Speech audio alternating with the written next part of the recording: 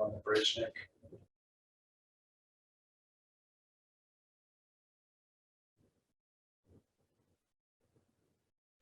Good morning, good afternoon, and good evening to all of you who are joining us from around the world. On behalf of the U.S. Chamber of Commerce, welcome to our second annual Global Forum with the theme this year of competition in the global marketplace. I can't think of a more consequential time to be holding this forum. Last year, we gathered after living in a year of global pandemic to discuss ways to lift out of darkness and into recovery. That conversation is certainly still relevant today, but now we contend with a new crisis. Russia's brazen and unprovoked war in Ukraine has tested the world and shaken the foundations of the post-Cold War democratic order. It has cost thousands of innocent lives, sparked an international energy crisis, and raised the specter of a global food crisis. But we know that Russia's aggression did not happen in a vacuum. Over the past decade, democracy and free markets have been challenged, while autocracies have spread, often undermining free enterprise and market-based economic growth. There is a contest for influence that extends beyond Ukraine. It's happening today, and its outcome will affect the world for generations. At the Chamber, we know that all of us, all of you, play a central role in this competition. That's why we have been full-throated in our support for Ukraine's sovereignty, working with government and business to ensure that every instrument and economic statecraft is used to combat this aggression. It's why Ukrainian members of our affiliate, the Center for International Private Enterprise, and our partners at AmCham Ukraine have continued their missions of advancing free enterprise, market-based reform, and closer ties between our countries. It's why the US and Europe have been more united than at any point since World War II. Not only are we standing up together for our values, we're standing stronger together as partners. Just yesterday, we met here at the Chamber with leaders of more than 30 AmChams across Europe to discuss how we continue to strengthen the transatlantic relationship, which is worth $6 trillion and critical to maintaining global order and stability. Time and time again in Ukraine and around the world, we have seen the fates of democracy and free enterprise are intertwined.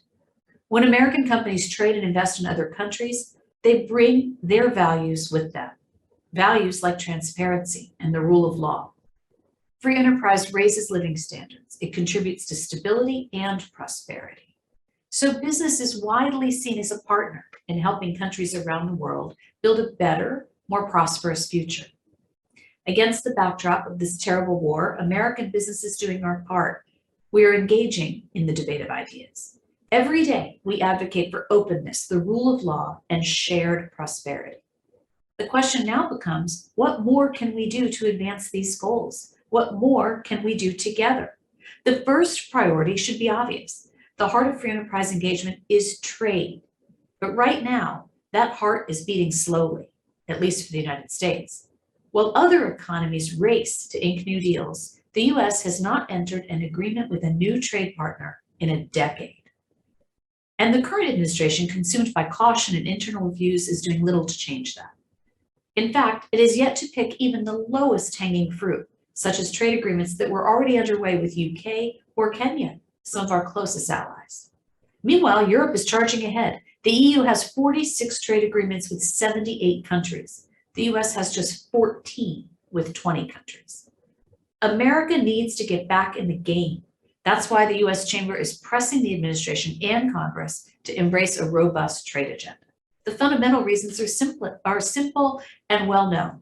First, our economy depends on trade. For US businesses to compete successfully in the global marketplace, a drive for new market opening trade agreements is essential. Indeed, 40 million American jobs depend on trade. Half of all US manufacturing output is destined for export markets.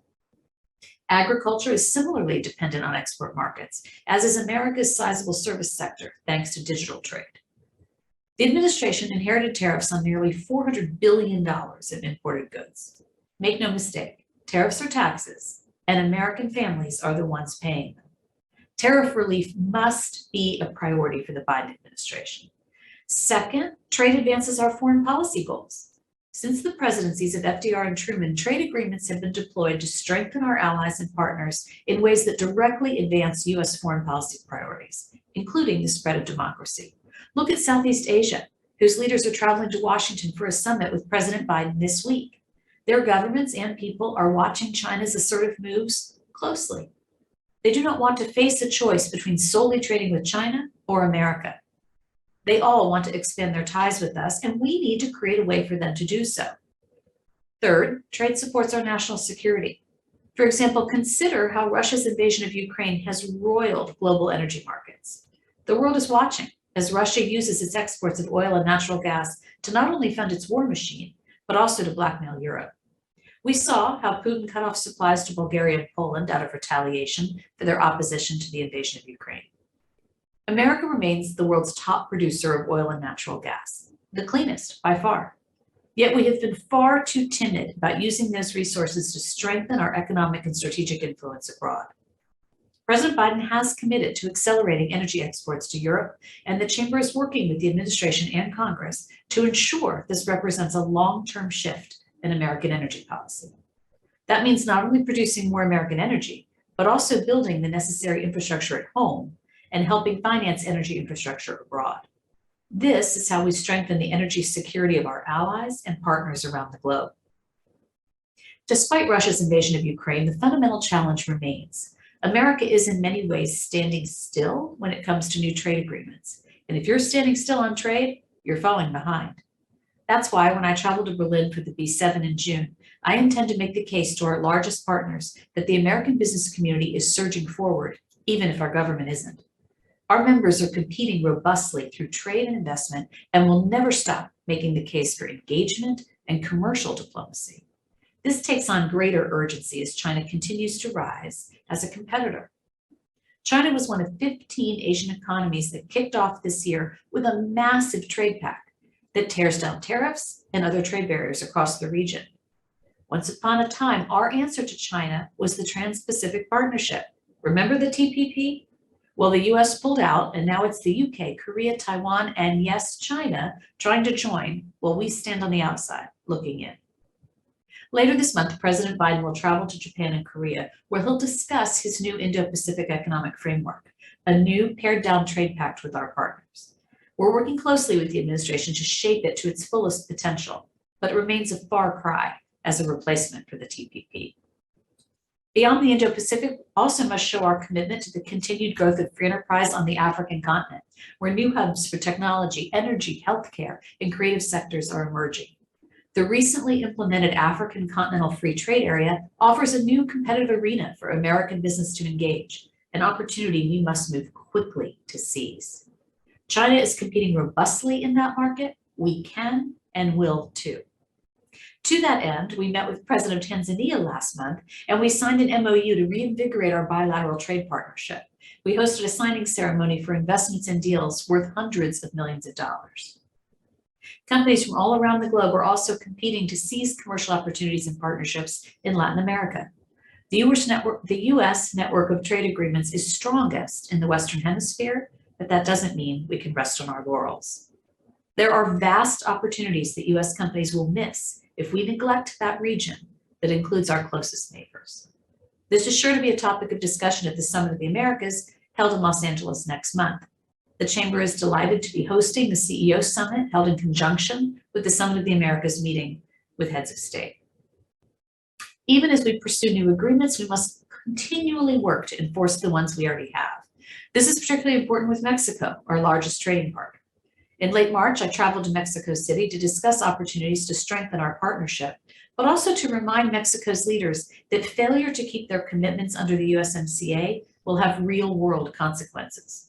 We're troubled by the anti-competitive turn the Mexican government has taken, particularly in its electricity market, but also in its legal and regulatory environments. It goes to show that free enterprise can't be taken for granted and must be nurtured and protected everywhere. The challenges we face around the world are real, but free enterprise is the ultimate competitive advantage. History proves it. Just a few short decades ago, it was widely argued that countries such as Germany, Italy, Japan, and South Korea couldn't become democracies.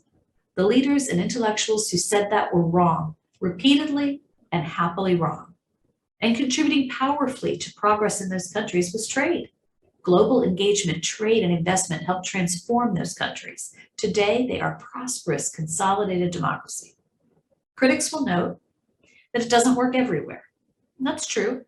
Russia's a case in point. Russia has taken a sharp turn back to autocracy despite decades of commercial engagement. But we must hold fast to the courage of our convictions. Free enterprise, free markets, and free trade have a proven track record as forces of positive change around the globe. The war in Ukraine is a searing reminder that these values are precious and fragile. As we speak, Ukrainians are fighting and dying for them. All of us have a role in fortifying our democracy and the free enterprise system that supports it. For the business community's part, that means getting louder. Too often, really serious consequential debates are dominated by extremists because they're the loudest and the most outrageous, and they drown out voices of reason. These voices need to be heard. We need to unapologetically stand up for the free enterprise system that allowed our nation to build the most dynamic, diverse, and resilient economy in history. Together, we can show what democracy can offer. Let's show what free enterprise can deliver worldwide, how it can solve problems, save lives, and strengthen societies. I want to thank each of you today for all you do to spread free enterprise around the world. Thank you very much.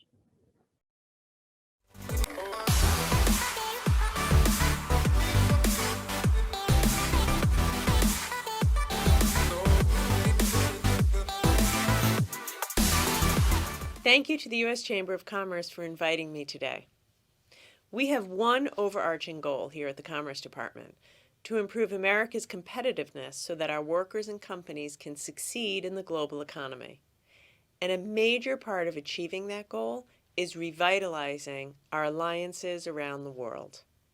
I'm especially heartened by the cooperation between the U.S. and our allies to help address the Ukraine crisis. Together with our allies around the world, we have formed a united front to respond to Russia's unjustified, inhumane invasion of Ukraine. We've implemented a sweeping series of stringent export controls that are targeting Russia's defense, aerospace, and maritime sectors. These actions are having their desired effects thanks to the momentous cooperation between the U.S. and our allies. Together, we're making it clear that will not tolerate Russia's aggression against a democratically elected government. The Commerce Department is deeply involved with the U.S.-EU Trade and Technology Council, the TTC, which is a key forum to set the rules of the road for technology in accordance with our democratic values. We're updating and aligning our standards for things like cybersecurity, artificial intelligence. We're shaping policies in areas like data governance and competition. We're supporting transatlantic supply chains and delivering for people and businesses in our countries. TTC's work will help American businesses access markets, reach new consumers, create new jobs at home, and ensure that Europe's policies don't impede U.S. competitiveness. We're looking forward to reviewing progress and outcomes at the TTC's next meeting in France later this month. Beyond Europe, another incredibly important area of the world is the Indo-Pacific region, which includes some of the most dynamic economies in the world. Our partners and allies in the region are hungry for American leadership. They want to work with us on areas like supply chains, clean energy, and technology. And the region is growing quickly.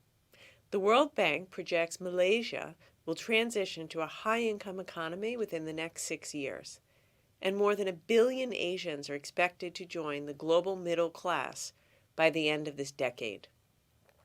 That's why I'm excited to co-lead the administration's effort to create the new Indo-Pacific Economic Framework, which will help us identify opportunities to collaborate on shared priorities, like infrastructure investment, semiconductors, research and development, and standards for AI and privacy.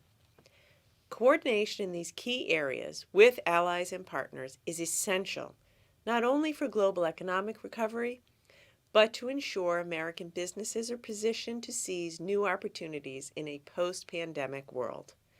Each of these efforts are integral to our broader goal of increasing America's competitiveness in the global economy. and the Chamber has been vital to all of this work. So thank you to the Chamber for inviting me to speak today and for your ongoing dedication to strengthening the U.S. relationship around the globe. I wish you a productive forum. Thank you very much, Madam Secretary. The U.S. Chamber of Commerce is grateful for your leadership on behalf of the American business community. Next, I'm honored to introduce His Excellency, Macky Sall, President of the Republic of Senegal. Elected to his second term in 2019, President Sall's distinguished career of public service also includes roles as Prime Minister, President of the National Assembly, and several ministerial positions. As president, he has initiated major reforms to spur Senegal's economic development. From ambitious oil and gas projects to promoting employment and training opportunities, President Sall is committed to ensuring Senegal is open for business. And throughout the unprecedented challenges posed by COVID-19, he has ensured Senegal leads the way in providing access to public health resources and coordinating a swift vaccine rollout. In fact, later this year, Senegal will be home to one of the first mRNA manufacturing facilities on the continent. President Sall's work to advance free enterprise innovation in public health spans beyond his nation's borders. Noting his regional leadership as chair of the Economic Community of West African States, in 2016, the U.S. Chamber presented him the U.S. Africa Business Center's Outstanding Leaders Award. And earlier this year, he took over as the new chair of the African Union for 2022. His priorities include combating COVID-19, ensuring greater access to vaccines, promoting a broad economic recovery, and enabling job creation as a means to peace and security. Those are ambitious goals shared by all of us attending this week's forum. The U.S. Chamber has been proud to host President Sall numerous times in his tenure, and we're excited to have him join us today. Please join me in welcoming His Excellency, President Macky Sall.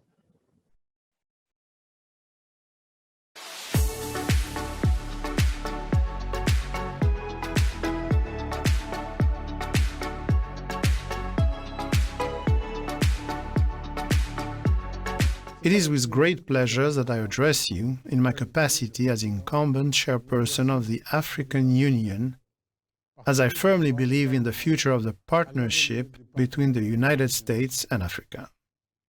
This meeting is being held in worrying circumstances, with a severe crisis born of the COVID-19 pandemic, compounded by the consequences of the war in Ukraine, in particular shortages and a general increase in prices.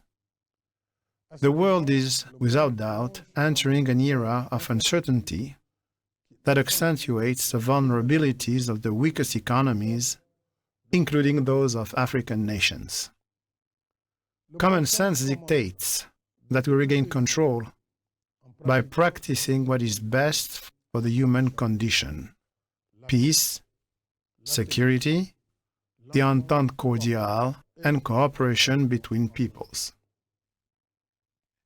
In this spirit, I would like to thank the United States Chamber of Commerce and the United States Africa Business Center for involving our continent in this meeting aimed at stimulating trade and investment for development and prosperity. With 30 million square kilometers of land, more than 1,300,000,000 inhabitants, and enormous natural resources along with its development needs, Africa represents an opportunity for growth for the whole world. Every investment in the continent generates more activity, more jobs, and shared prosperity. The main challenge today is to reinvent relationships with Africa and to establish bonds of trust based on reciprocal respect and mutually beneficial advantages. Despite recent underperformance, Africa is continuing its journey in promoting the rule of law and improving the business environment. In addition, we are working on establishing the African Continental Free Trade Area to unlock greater potential for business and investment. At the same time, I call upon our partners to look upon Africa and Africans with fresh eyes. It is this paradigm shift that would help create an image of the continent that is more in tune with reality. Too often, for example, perception of investment risk in Africa is higher than the actual risk, further increasing premiums and slowing investments. We have to work together to make rating agency assessments more transparent and more fair, better reflecting the actual circumstances of each country. With this new state of mind, which I invite our partners to share, I believe that the United States have a crucial role to play with the Build Back Better World initiative, which offers a great opportunity to strengthen our partnership by stimulating trade and investment in both directions. Your companies have all the technological and financial capacity at their disposal to expand avenues of investment and partnership in Africa in areas as diverse as infrastructure, transportation, housing, the hotel industry, energy, pharmaceuticals, and the agri-food industry, mining, ICT, and hydrocarbons, among other areas. Many of these are already operating successfully in Africa. But in my opinion, it is possible to do more. To achieve this, financial institutions such as the DFC, Development Finance Corporation, should better promote United States-Africa business relationships by easing African nations' access to credit and providing further support for American private investment on the continent via appropriate financial mechanisms. The course of history is irreversible, and our continent is determined to stride forward. In the name of Africa, I extend my hand to you to build together a partnership of progress and shared prosperity. I wish our forum every success.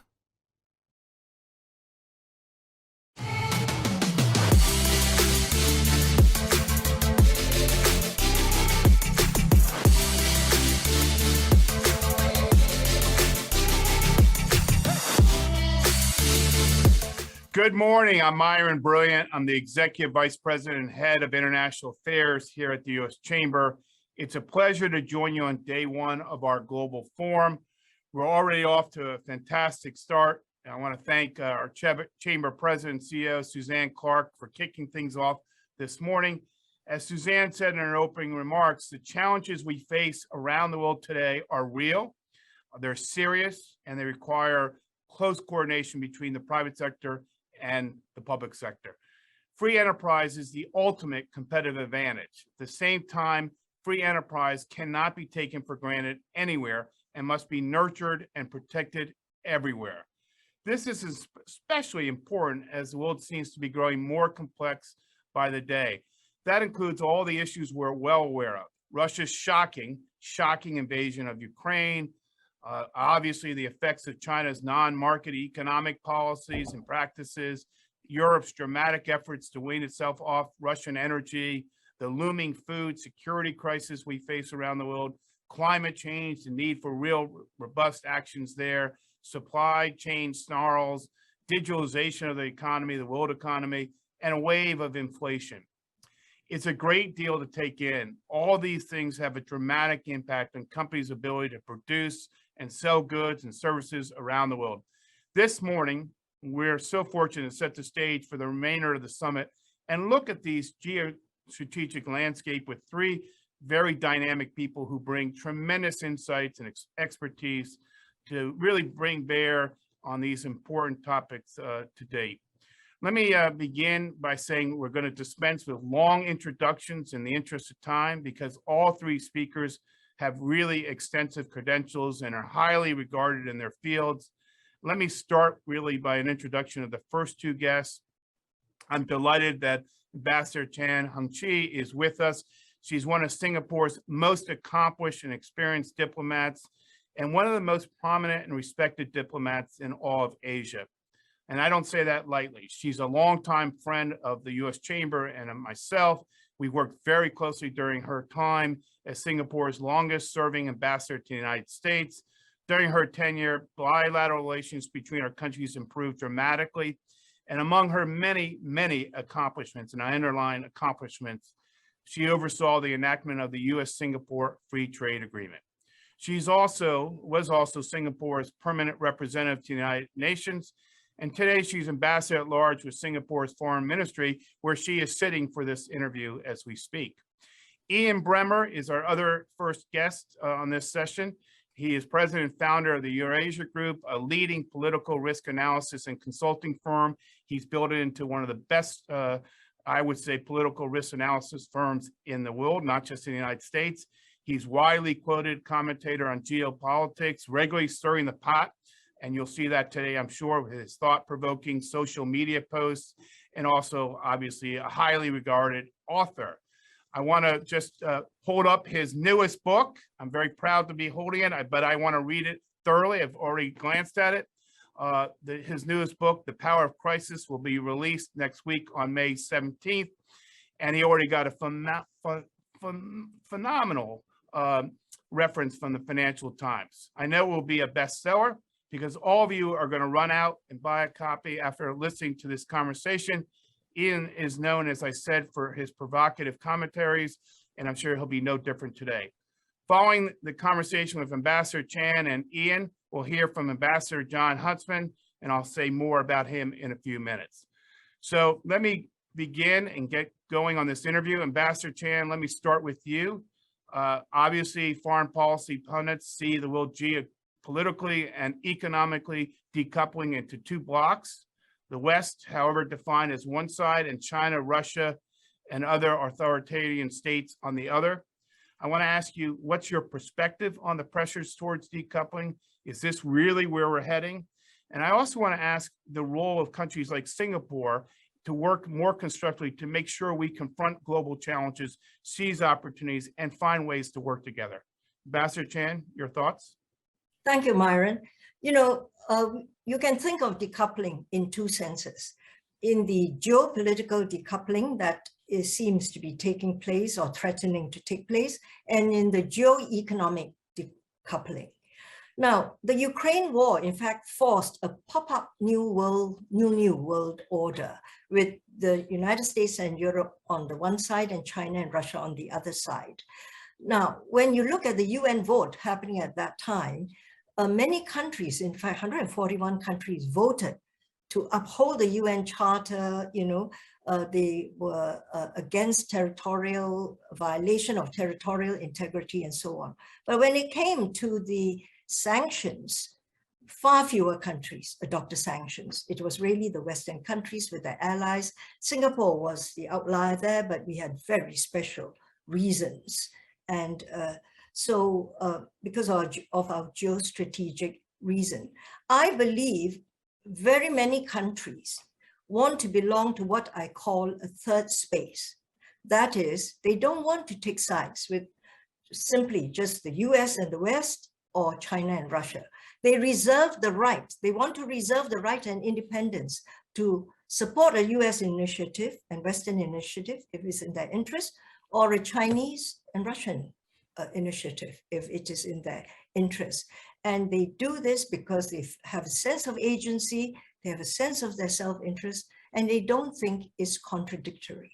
And I think as time goes on, we're beginning to see this grouping. It's not organized, but I say they belong to a third space. Now, the United States has projected the world and the Western allies as democracies versus autocracies.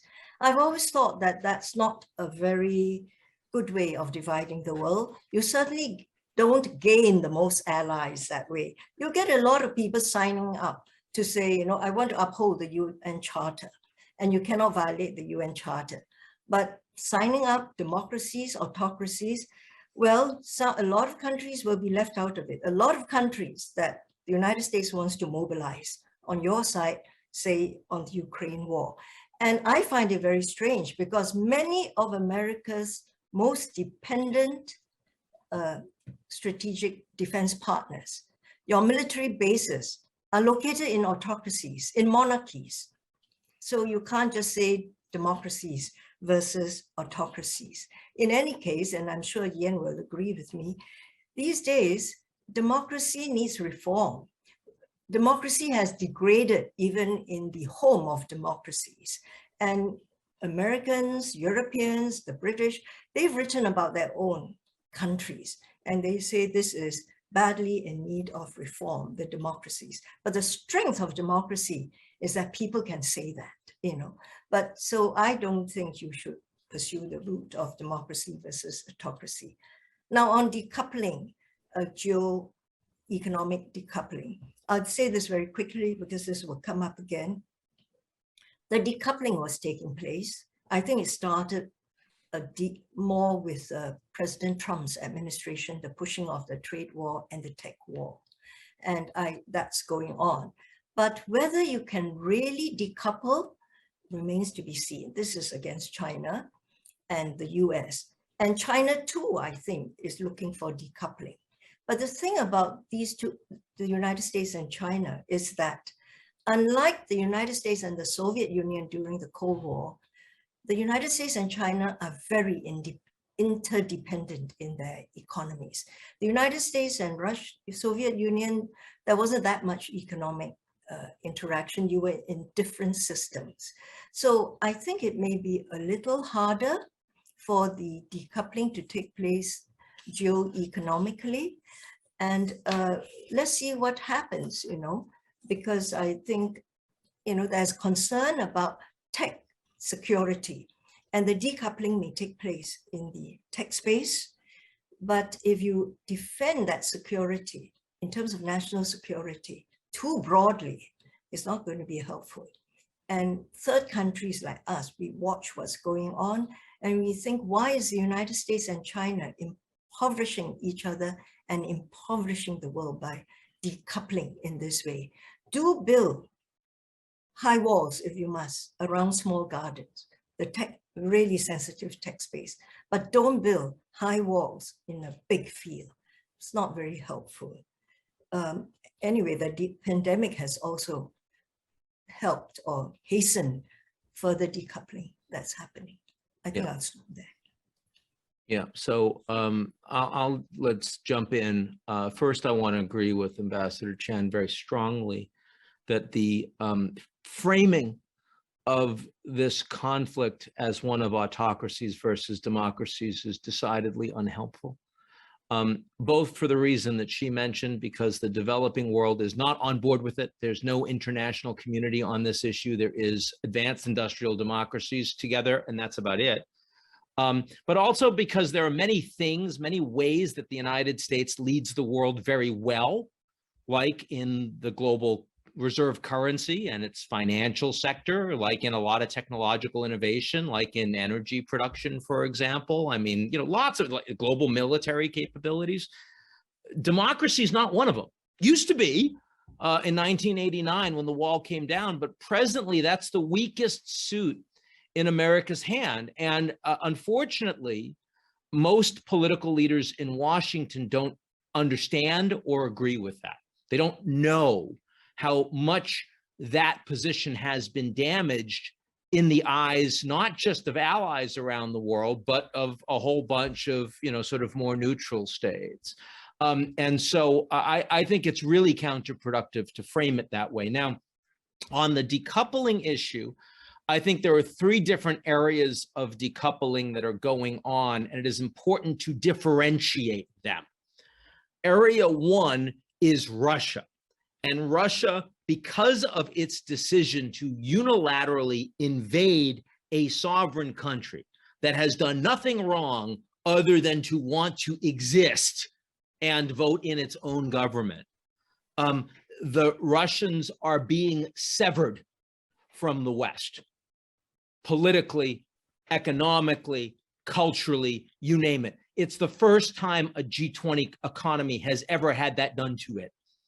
And yeah, it's the United States, it's Japan, it's South Korea, it's Singapore, it's Canada, it's Australia, it's almost all of Europe. That is absolutely permanent.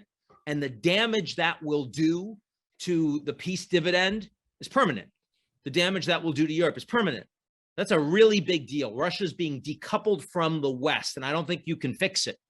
And the speech that we saw Putin give on May 9th on Victory Day makes it very clear that there's no pathway back there. Then there's a second component of decoupling, which is what we see happening between the United States and China, which really isn't related to this Russia issue at all. I don't think it was started by Trump.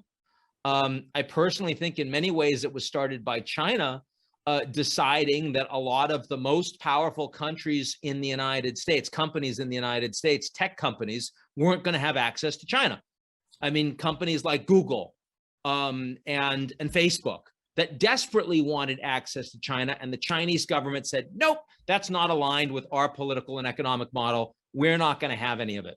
And I think since then, the Americans, Democrats and Republicans, have started to see China as much more of an adversary. They don't have as uniform the same support for integration and interdependence from Western corporations. And as a consequence, we are seeing more of a push for decoupling, both from China and from the United States. It is deeply unhelpful to both countries that those trends are occurring. I agree with Ambassador Chan that you want to have very high walls with very, very, sort of carefully tended gardens that are important for national security, but not the broad trends that we're presently seeing, which are dangerous and which need to be prevented.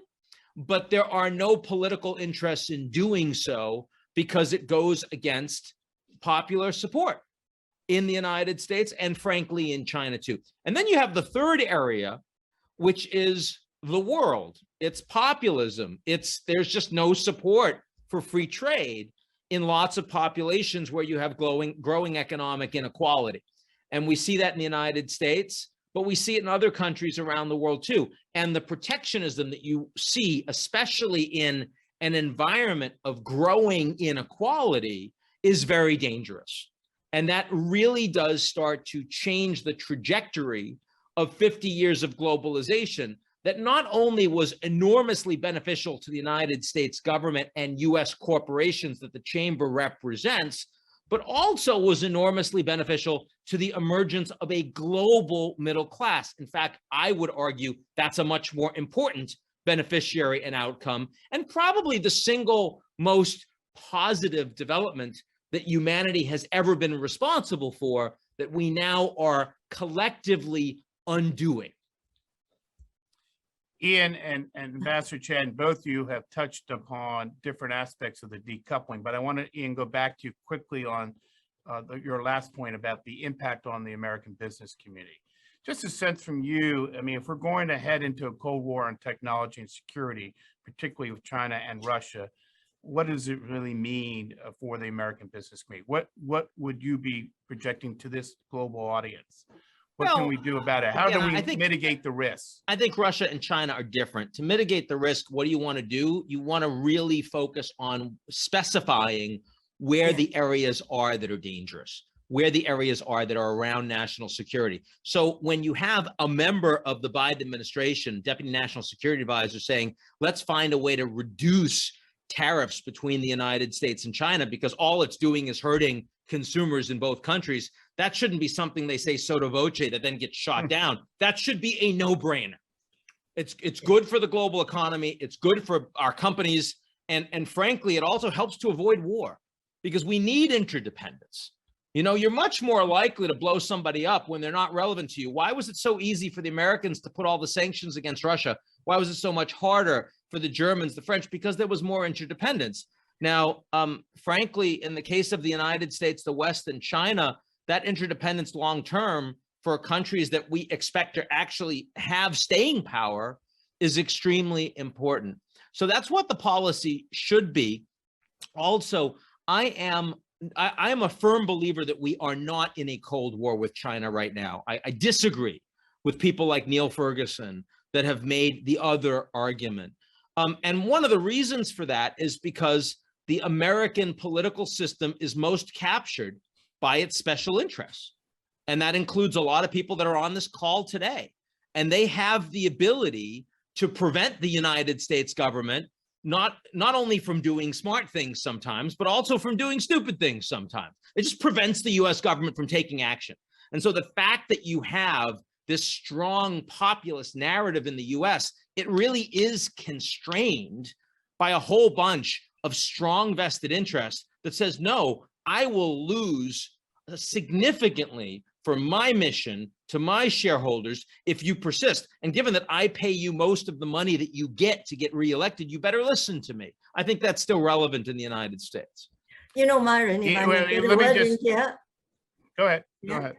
I think, Myron, adding to what can be done, you know, I would say that Singapore, and my prime minister was just in Washington recently, we've been urging that the United States and China should get together and talk. You don't talk enough, and you don't talk anymore. When I was ambassador in Washington, there were 130 dialogues, you know, at all levels, at least, going on. Now it's finished, gone. It's not there. And so you need to talk, and countries like us can help by sometimes coming to the United States. We can talk about trade. We try to say the things you cannot say, and many sensible Americans would want to say, and make the case for why the United States should take up trade, because trade is strategic, and you have a place in Asia, and you must be there. And your IPEF, your Indo-Pacific Economic Framework, we're trying to help you flesh out, you know, all your different pillars. You talk of fair and resilient trade, infrastructure, supply chain resilience, decarbonization, so on. We want you to bring in digital trade. And when you say high standards, you want everybody in, or very high standards that only the developed economies can be part of. So we're trying to sort of bring some realism, perhaps, into the conversation, and we hope that's helpful. Well, I think, look, I agree with a lot of what both of you have said. Ian, certainly, I agree with you. We should be taking those tariffs down. You talk about the dysfunction in our political system in the United States as hindering U.S. global leadership. I agree with that. Ambassador Chan, there's no question that the U.S. Chamber believes that the Indo-Pacific Economic Framework has to have a digital component to it. But frankly, we would put market access on the table in order to show the countries in Southeast Asia our commitment to recognizing their needs in this initiative and to really bring U.S. leadership back into the region. If I could ask both of you. Yeah, sorry, Go ahead, Mark, go you're ahead. absolutely right, you know, because I thought, you know, a couple of decades ago in the 80s, we always said, you want to promote democracy, democracy and trade go hand in hand together. If you don't give market access and, you know, you don't show how democracy can be generous, why would people want to embrace the system? So if you're there to promote democracy, you really have to bring in the trade market access element. Ian, why can't this country demonstrate leadership on economic issues, on trade, on supply chain, on other issues that require a unified U.S. government approach? Congress, the administration, working obviously with the private sector. Why aren't we more responsive to the needs of this time? Well, I mean, the main reason is because the U.S. federal government is by far the most divided and dysfunctional of the advanced industrial democracies. And by the way, to bring in something really controversial, the Roe versus Wade issue is now going to make that much worse. The Supreme Court, which used to be much less politicized, now you get justices and they're only voted on by people from one party as opposed to the other, and they're seen as political actors. And it used to be, for the last decades, you didn't have to have abortion as a political issue in the state. Now, all of those states, it's going to become a tribal issue going forward. It's going to rip apart and make even greater divisions. So, you know, what you have is a country where Democrats and Republicans increasingly see each other as the principal adversaries that they have, even more so than international adversaries in many cases. And that means that when a new administration comes in, a new party comes into Congress, they do everything possible to undermine and destroy that domestic enemy and to undo everything that has been done, good, bad, or indifferent, by the previous administration. How can you possibly talk about long-term constructive strategic policy in that environment? No, you can block stupid things from happening, but you cannot take on a strategic, proactive agenda. And this is where Xi Jinping is effective, because he'll say, when you talk about climate change, look, you know that if I say I'm going to do by 2060 net zero, I'm going to do net zero by 2060. You have no idea what the Americans are going to do from one administration to the next. I hate to say it, because I'm no fan of the Chinese political system, but he's right on that issue. And it's hard for the Americans to be coherent. The Americans say we're going to do an Iranian nuclear deal, and then we back off of it. And now we don't know if we can do it again, or a Paris Climate Accord, or a World Health Organization, or Trans-Pacific Partnership. I can go on and on and on. There are a lot of great things about America, but the federal US government and the way it projects rule of law, legitimacy, consistency, and leadership around the world is no longer an American superpower. And the faster that American leaders, political leaders, are prepared to recognize that, admit to it, and address it, the better off we'll be. Ambassador Chan, I want to move to a little deeper conversation around digitalization and regulation, and we don't have a lot of time, but what I want to ask you, and of course I'm going to ask Ian as well, because Ambassador Chan, I should recognize as chair of the Lee Kuan Yew Center for Innovative Cities, and in Singapore. I want to ask you to comment really frankly on what's happening in the AI and emerging technology space, and frankly linked to social media.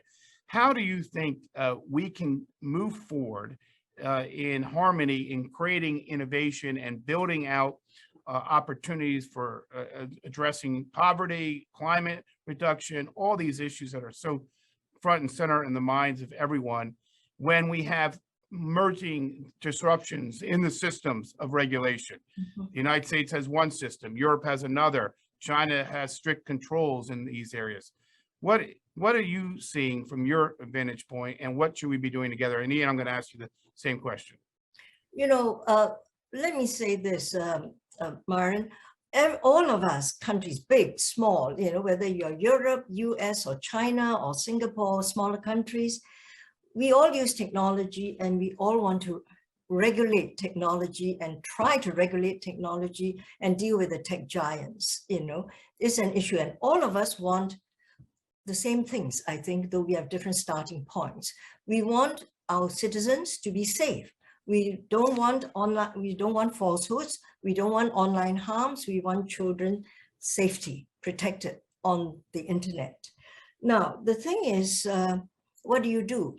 The United States has a laissez-faire approach towards this, and the Europeans, they put a lot of emphasis on the individual, the protection of the individual, consumer protection, and I think data privacy. And if you look at the Chinese model, what China does is, is for state good, state control, and common good. Then there are countries like Singapore, which say, we're for the greater good, we're pro-innovation. We try to take what's best out of these, and we come out with our own model, and you try to work out something.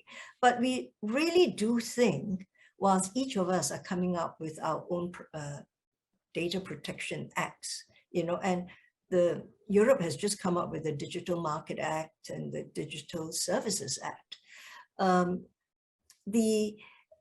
Is it possible to have some global rules developed? Can G20 do something about this? They can start discussing digital rules. There must be rules of the road. We had WTO, and it deals largely with the old economy. Now is a new economy, it's a new age. We should have a place where we come to talk about digital rules of the road for the new age. And, Singapore, I am constantly advocating that everybody should be at the table. You cannot develop rules where the United States and China are not at the same table. I mean, two really large economies, So if they are going in different ways, it's not for the good of all. So my position really is that we should try to have a table. I think G20 is a good place to start this conversation and come up with rules of the road. And I'm sure individual countries would also add on their extra sets of rules. The G20 is becoming is a good place, but it's also becoming a harder place because of Russia in I it. know. And because of the Chinese role with Russia as a consequence. We'll see how that plays out in Indonesia going forward. The I Ukrainians think are going to they've be come up invited. with some kind of Yeah. compromise about bringing it's- in Ukraine as well. No, I But know it's going to Ian, happen. How I'm would, just how would you, if you're looking at it from the lens of the United States, how would you approach these issues? look. I think in the conclusion of my book on issues of disruptive technology and AI, I actually say we need a world data organization. I agree with that. Mhm. How do you start it? Is it going to be through the G20? Probably not. It's probably going to be the United States, the Europeans, Asian allies, and then hopefully with that framework, you say that countries like China are allowed to join if they are prepared to accept certain ground rules and standards. And that can be opening certain chapters and components. It doesn't have to be all in or all out. And I think the WTO framework is a useful exemplar of what could be done with the World Data Organization. Look, part of the reason why this isn't happening right now is because the Europeans have a more effective rule set for citizens, but they have no companies. And those two things are related, right? I mean, that you can't create AI innovation to the same degree in a European framework as you can in the United States. So it's going to be challenging to get from here to there, but I think it's essential that we do, because look, when we do a genetically modified food, we test it on before we roll it out. When we do a therapeutic or a vaccine for a new disease, we test it before we roll it out. We're rolling out algorithms that are actually affecting the thought processes of our children. And there's no regulatory process to test it before we actually roll it out. That's an obscenity, frankly. And it's happening because the institutions don't exist and the corporate business models are antithetical to themselves promoting such a model. So yeah, I think on that one, the Americans need to look to other countries that frankly care more about these issues and are vested more in these issues. And we're going to have to, if we don't move in relatively short order to create that framework, which will need to be created by other countries, not the United States, but friends of the United States, then American civil society and democracy will erode much faster than it already has, perhaps irrevocably. And as much money as we're all making on this call, I really don't think that's in our interests. I really don't. Okay, we don't have a lot of time left, so I'm going to just say this has been a pretty sobering review of some of the geostrategic issues that we all are confronting and thinking about on a daily basis. Ambassador Chan, leave us with some optimism for this global audience, but quickly, leave us with some optimism, and then Ian, I'll ask you to give us some optimism as we break.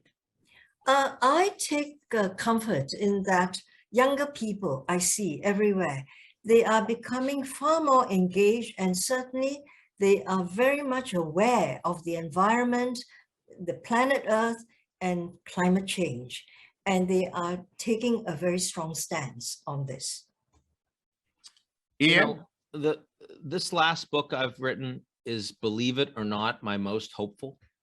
It's called The Power of Crisis. And when you, for decades, watch political institutions domestically and global architecture erode, you recognize that business as usual isn't going to get you to where you need to go. You need a crisis. And we are presently in a crisis-rich environment. We are facing increasingly disruptive climate change, increasingly disruptive artificial intelligence, increasingly disruptive pandemics, and a war with Russia. And if those things are inadequate to force the kind of structural changes we need, then we're not going to be here very long. I tend to take the positive side, that I think that when humanity is really pressed, that's when we get innovative. That's when we start making the decisions that before we didn't need to bother to. I think we're going to take advantage of these crises, and I already see it happening on climate. I think it's going to happen in other places too. Well, I won't use the term Sputnik moment, but I will say we need a Marshall Plan to respond to some of the challenges that you outline in your book.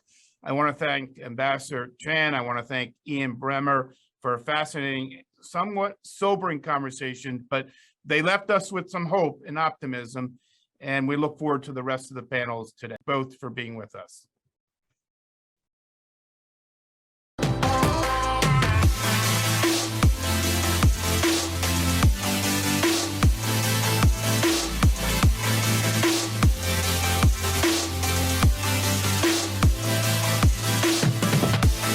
That was a wonderful conversation with Ian Bremmer and Ambassador Chan, and really is a perfect setup for our next conversation with a very highly regarded statesman and corporate executive, and someone I've known for a long time. I won't say how long, but a long time.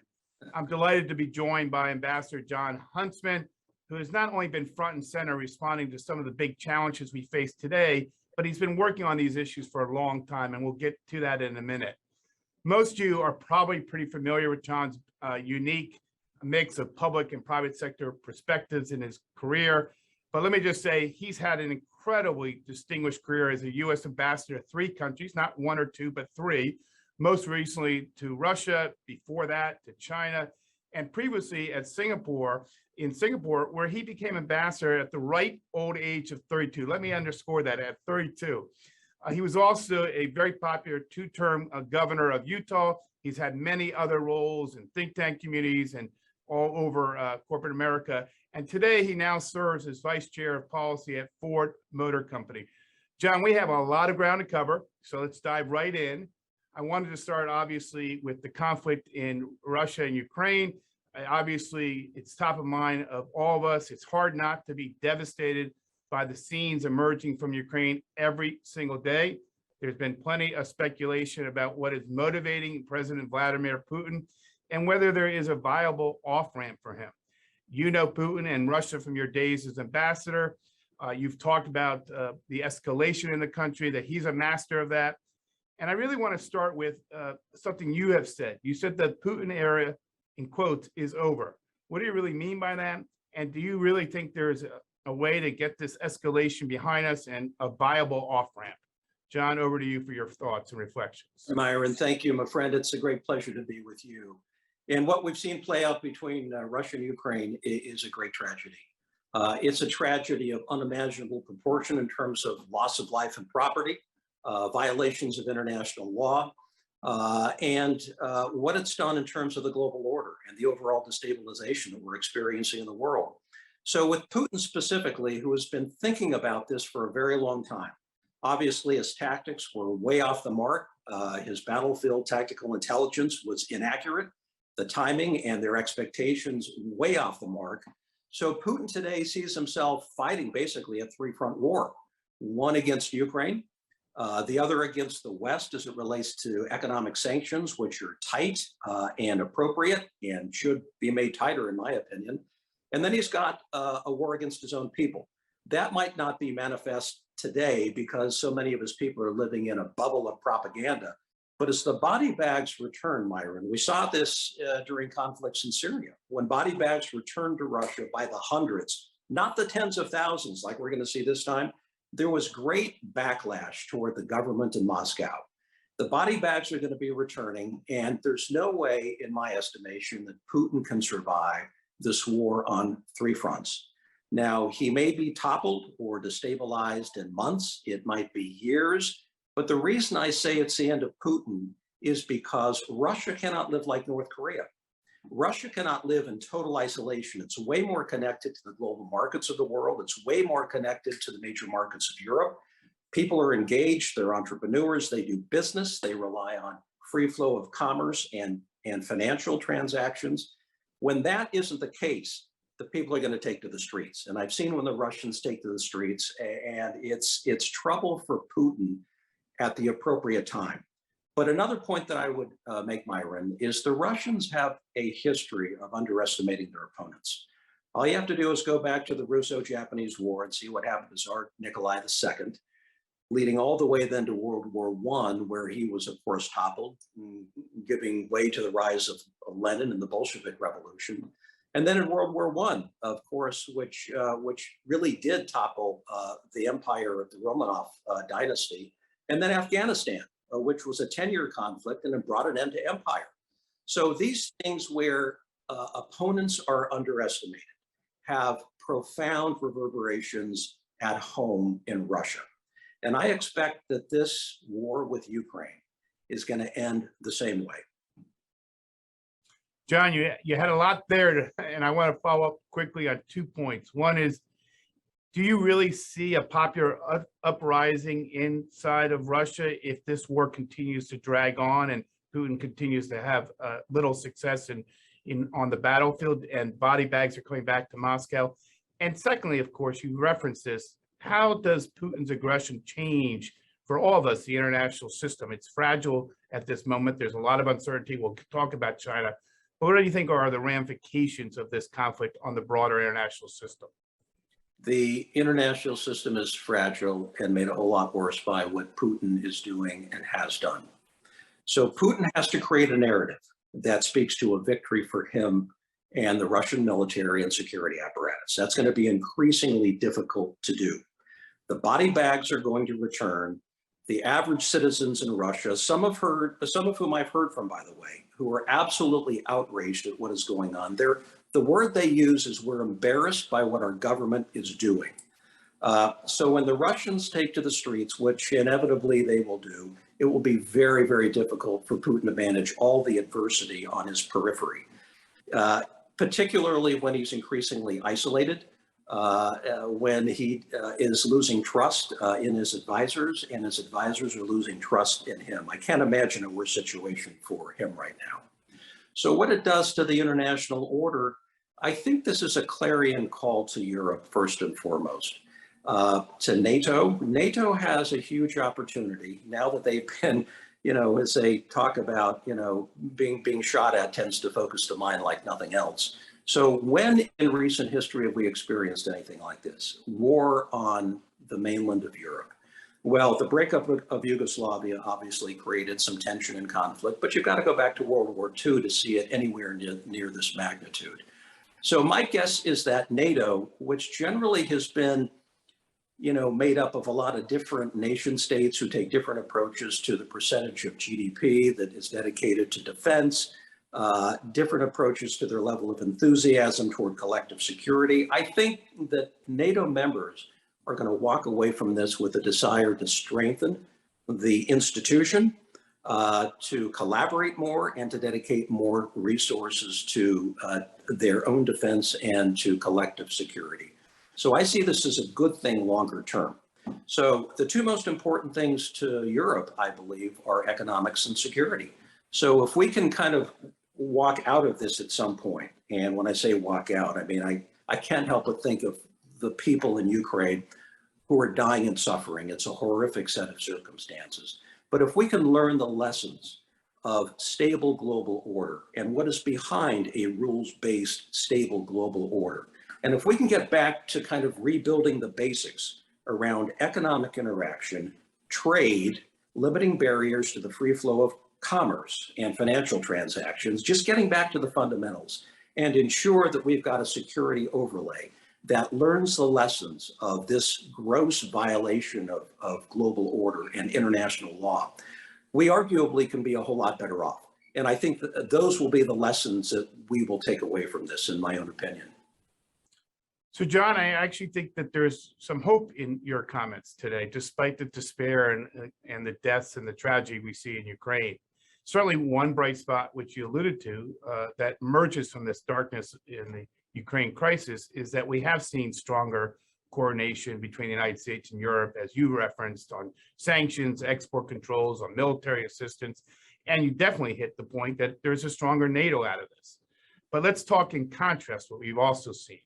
China has leaned in with Putin at exactly this time when we see rising tensions already in the U.S.-China relationship on a host of issues that you are very familiar with. We have a difficult time now managing this relationship. I would say competition and confrontation over collaboration often defines this relationship at this moment. What's your view on the state of the relationship and how we can have a more pragmatic and constructive relationship going forward?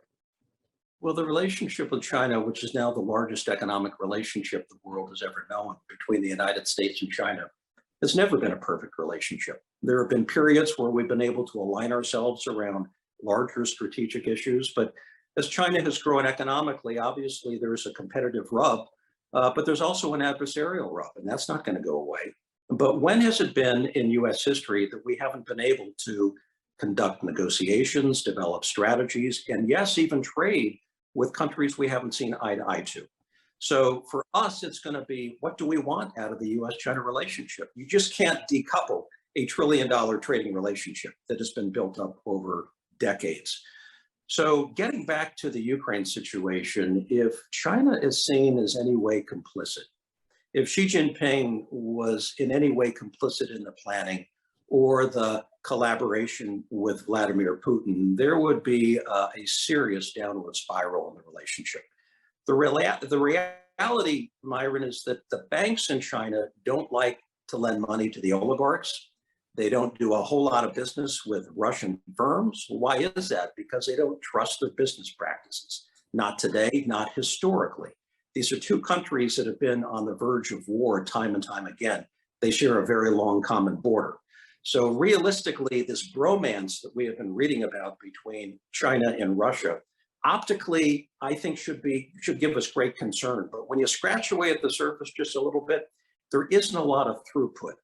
Military collaboration, sharing more intelligence, maybe sharing tactics, but in terms of economics working in a bilateral fashion between Russia and China, it just isn't there. Moreover, I would say most of the businesses in China do not want to be seen as collaborating with the Russians. They have way more at stake in the global marketplace, way more to gain by maintaining a healthier, stronger relationship with traditional Western firms. So we have to decide what we want out of our relationship with China. It doesn't mean we have to diminish our values. In fact, when we start diminishing our traditional values, that's when the Chinese see us as weak. We can hold firm to our values, but I think we have to be led by a strategy. And the strategy has to speak to what we want out of our economic engagement with China.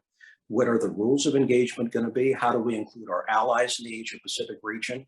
And then how do we safeguard the rules of the road going forward? It isn't that complicated. We've been there before, but the fear factor, which is now 100% of our dialogue between the United States and China, has to be coupled with an opportunity factor as well. And that currently isn't there. And I understand the politics in Washington are very, very difficult, but the fact of the matter is economics are very real in our relationship. Businesses still engage, trade flows are still robust, and they're not likely to diminish anytime soon. So what I hear you say, John, is that despite the challenges in the relationship, we have to have balance and recognize we also have to work with China in certain areas, trade, commerce, but also, frankly, I think in areas like climate change. But I wanted to bring Europe into this context because traditionally the United States has really led on issues around China's non-market economic policies, around issues like forced technology transfer, around security issues, and certainly on human rights. But now we see Europe a little different in its posture with China and ready, I think, to work more with the United States. Do you see that hope? Do you think that will actually help us address some of these longstanding irritants in the relationship with China? Do you have any hope? Yeah, those are the words, Myron, coming out of European leadership. I want to see action.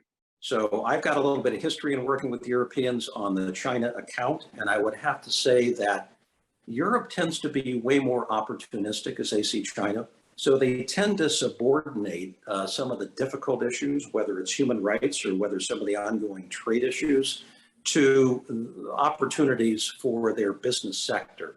And I totally understand where they're coming from, but sometimes that makes them a weaker partner as it relates to the real difficult issues that we've got to tackle with China.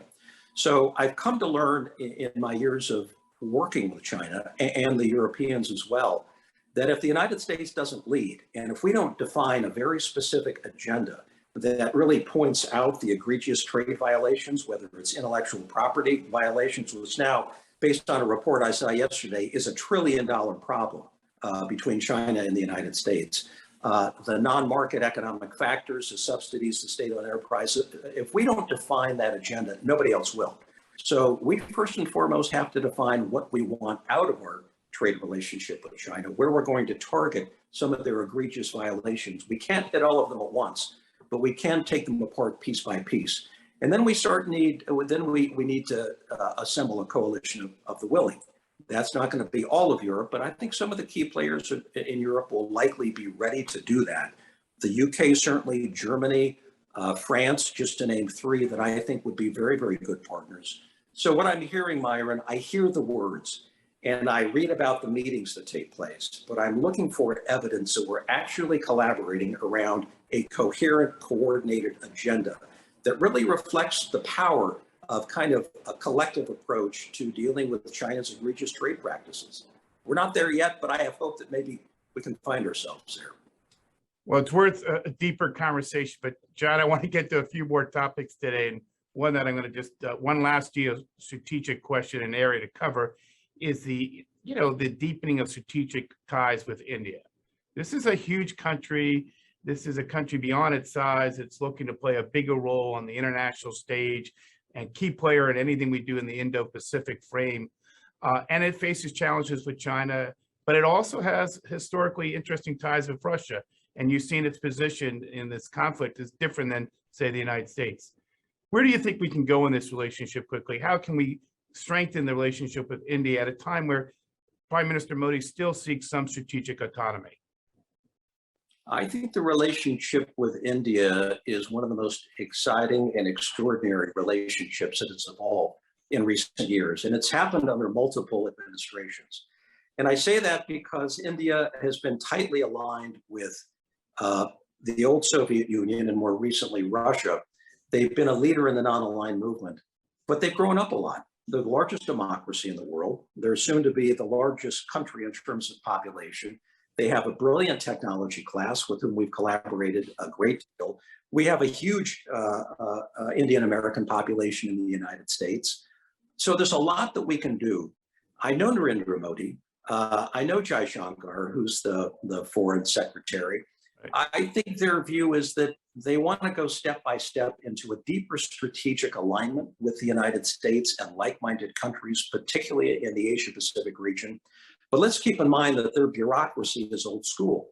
And their bureaucracy is still tuned to the old rhythms of diplomacy and purchases from Russia and diplomatic engagement. So it's going to be a step-by-step approach by the Indians, articulated by India's leaders and then followed up on by what sometimes is an unmovable bureaucracy. But I have very high hopes that India will be an increasingly important strategic partner for the United States. China doesn't like it. Russia doesn't like it because there's huge balance in terms of our coupling with India. But India also recognizes that we have redesigned the entire Asia-Pacific diplomatic and military AOR, which used to be called PACOM, and today is Indo-PACOM. So we've taken into account the extremely important geography that India covers, but also the importance of our relationship strategically and economically longer term. So I'll just end with this, Myron. The most important things I believe to the Indian government are A, economics, and B, security. And so similarly, we've got to have a strategy that speaks to economic engagement with India, clearing the clutter out of the way. As an old trade negotiator and having negotiated the Trade Investment Framework Agreement many years ago between the United States and India, it isn't easy, but there's much there to be done. And I believe our strategic and military cooperation has already evolved into something quite remarkable. And I think they will continue to wean their way off of purchases from Russia. It will take time. It doesn't happen overnight, but I think the trajectory is a very, very positive one. So I sense some optimism. I got to turn to your corporate hat now. You work at Ford, and Ford is clearly making a huge bet on the transition to electric vehicles. That, of course, depends on batteries, which in turn depends on metals and minerals that are much in demand. And we've seen an increase in production of key metals and, of course, and rare earths. And this has been a challenging issue for the United States to think through from a competitive standpoint. What do you think the United States needs to do to invest in AI and other key technologies like electric vehicles? And what do you think Ford is thinking about in this revolution or evolution in terms of the public-private piece of this, how we all work together to make the United States the cutting edge of technology, and particularly with Ford EV and electrical vehicles. So your thoughts? Well, Ford built the auto industry under 20 years ago. It developed the 5-day work week, the minimum wage, among other things. And Ford is now on the cusp of winning a brand new revolution, the revolution toward electrified mobility. It's not going to be easy, but we're completely redesigning the way that we're approaching the marketplace. It means that manufacturing is going to have to be different, putting down $12 billion in Tennessee, for example, for new manufacturing and assembly, side by side battery plant that we'll be doing a joint venture on. Looking at supply chains that will consist of completely different components and a trained workforce. I mean, the men and women who are the heroes of any manufacturing operation, who are going to have to kind of look differently at the whole assembly and manufacturing process. So we believe that we can not only compete, but we can win in what is, I think, the most important industrial revolution that this country has seen. It's enormous. And the impact, I think, will be a very positive one longer term in terms of the unleashed innovation, the jobs that are created, and our ability to really compete against China longer term. But right now, China is kicking our rear ends when it comes to this particular sector. So in this country, things like the CHIPS Act, I think, are very positive. Bringing back basic manufacturing for something as important as semiconductors, where we owned it just a few decades ago, back to the United States is critical. But it also means that key inputs and raw materials like lithium, like nickel, are going to have to be reproduced here in the United States. We have it all. We have the ability to compete and win like no other country on earth. But it means that the government is going to have to align itself with the aspirations of business. And that is going to be slow and it's going to be cumbersome. And that's the one aspect that I really do worry about. We can reopen mines. Tens of thousands have been closed over the last many decades. We have to do that if we're going to compete and win. Otherwise, you've got supply chains that take you directly to China and it becomes self-defeating. So yes, with China, there will be a level of collaboration on supply chains. They're just too big and too complicated, too well established to think otherwise. But we also should own some critical inputs here in the United States, not just here, but North America, including Canada, which is moving very, very quickly in terms of reopening mining and going after some of those critical inputs and raw materials. So yes, we can compete and we can win, but it's going to have to be a joint effort with the United States government and their ability to, through regulatory means and otherwise, to make sure that we are on our best competitive footing. We are not today. John, this has been a fascinating interview, but I reminded of the movie The Graduate. I'm going a little off script here and saying that famous scene where Dustin Hoffman's in the pool and his father's friend leans over and says, "I have one word for you, plastics." And I want to ask you, what's the one song, because I know you love music, that sort of captures the times that we're in, the complexity, but also maybe some opportunity? What's the song you want to leave everyone with? Well, that's the best question of the day, Myron. And I'd have to say, as I think about it, so Pink Floyd came up with a great album called Dark Side of the Moon. It's probably the greatest album in the history of rock and roll, in my humble opinion. And I would say we're floating a little bit on the dark side of the moon without a clear vision of where we're going. We're a little lost. We're in unknown, uncharted territory. But it doesn't always have to be that way. We can find the light, and I hope we do. I want to thank John Huntsman for a wonderful conversation. And of course, again, Ambassador Chan and Ian Bremmer for their insightful comments earlier. And thank you all for joining us for these key conversations over the next 2 days. We've heard a number of unique perspectives. They're optimistic to a point, even as big questions loom that can't be resolved overnight. A couple observations. Clearly, U.S. leadership is needed today. There are opportunities in a crisis, in multiple crises as we face geopolitically, and we need U.S. Strong leadership. We've also got to get the relationship with China right. A Cold War with China won't work. There's going to be some challenges around technology and security issues, but we've got to find a constructive and pragmatic way to engage China. On the other hand, we've got to recognize that we're still in a crisis in Europe. We've got to help Ukraine get through this crisis, and we've got to hold Russia accountable. You heard all these messages from all three panelists. We also know we can't do this alone, that the United States has to work closely with Europe, has to work with partners in Asia and around the world to enhance our ability to address these global conflicts and challenges. We're enhancing our domestic competitiveness and responding to economic challenges. We've got to be careful that we also strengthen those partnerships, as I said, around the world with countries that share our values and want to work together to tackle our biggest challenges. To continue this conversation this morning, I want to turn the mic over to Ryan Heath, Senior Editor for Politico. He'll be joined by the UK Secretary of State for International Trade and by Singapore's Minister of Trade and Industry. You'll hear in this conversation some of the challenges that we've talked about and how they particularly manifest themselves in the trade arena. Ryan, over to you.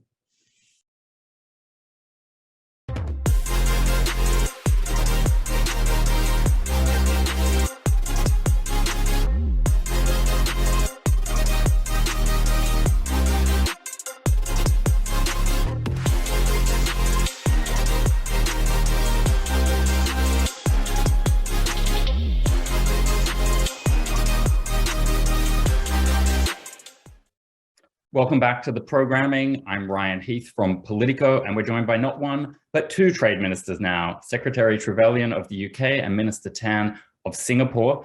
We apologize for the programming delay. We're just going to dive straight into it. Minister Tan, since it will be a US ASEAN summit this week, I'll start with you. You and other ASEAN members have been engaging with the Biden administration on their planned Indo-Pacific economic framework. Tell us what will be needed from Washington to make that meaningful for you? I think all of us understand that the Asia-Pacific region, including Singapore, depends very much to a open and secure, stable, as well as a rules-based trading system for us to grow our economy and create jobs. It is therefore important for platforms like Indo-Pacific Economic Framework to allow countries in this region to come together, as well as US to come together to find opportunities for collaboration. After all, I think ASEAN and as well as the broader Asia-Pacific region is going to be the key engine of growth for many more years to come. It is therefore quite urgent for US to engage the Asia-Pacific region and important for them to develop a strong economic framework through this Indo-Pacific Economic Framework to ensure that they are able to entrench their economic engagement with the region. So we look forward to this IPEF in time to come. And in order for IPEF to be successful, it is necessary for the framework to be inclusive, to be flexible. Let me explain a little bit. To be inclusive means that it should be able to include as many ASEAN members as possible. And some members may be ready, some members may take a bit longer to adjust their domestic, to have their domestic consultation. And therefore, it should also be flexible so that members can decide particular areas of interest to them. And when they are ready, they can then join specific areas. Therefore, this framework has to be flexible and has to be inclusive. So this is a key feature of the IPEF that I think will make it successful.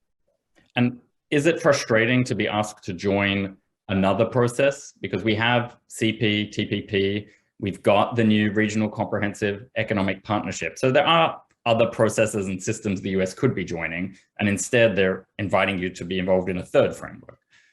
Well, I think we have to understand that each country have their own considerations and also have their limitations and constraints. And therefore, we will need to find ways to work with different parties in this arena. And even within the Asia-Pacific regions, we have many platforms for collaboration. ASEAN is one of them. And we are having ASEAN Summit with the US in a few days' time. And these various platforms will serve different purposes, and they will include their different parties. But I think collectively, it will form an inclusive and rules-based system that will benefit all the participants. Great. Secretary Trevelyan, I'll bring you in now. Global Britain is a very compelling slogan and framework for Britain's post-Brexit future, but it's also a really tough geopolitical environment. So I was wondering if you can tell us how Russia's war is reshaping the way you see and project global Britain, and where your membership bid for CPTPP stands. Thanks, Ryan. Well, yes, on CPTPP, to answer that part of your question first, we're really excited to have made the first part of the accession program go well, and Japan invited us to put forward our market access offer in early March, and we are now in that second part of the process. For the UK, the Indo-Pacific tilt and that move to being able to, as we're now free with our trade policy, to build those trading relationships with those growing economies in the Indo-Pacific is really important to us. It's a critical part of the UK's opportunities, which we now have.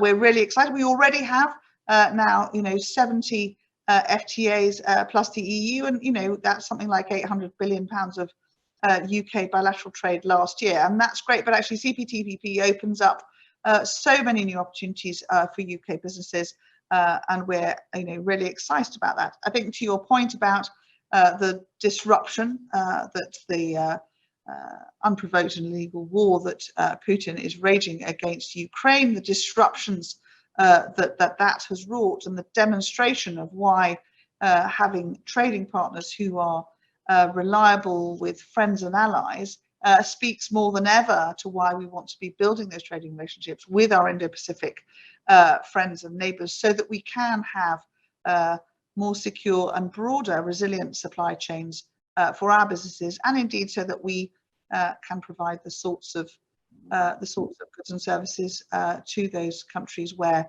we know we want to be working together to ensure that free and fair trade can continue despite the disruptions. Obviously, we're also looking at bilateral trade activities with a number of the CPTPP family, as well as we continue to try and build those closer trading ties, because as we know, trade is between a willing buyer and seller, but it's also a demonstration of trust in that country, of working together, mutual recognition, all those issues which demonstrate what is so important when you see the disruption the system like Russia has created today, that actually we want to be working more closely than ever with those friends and allies around the world.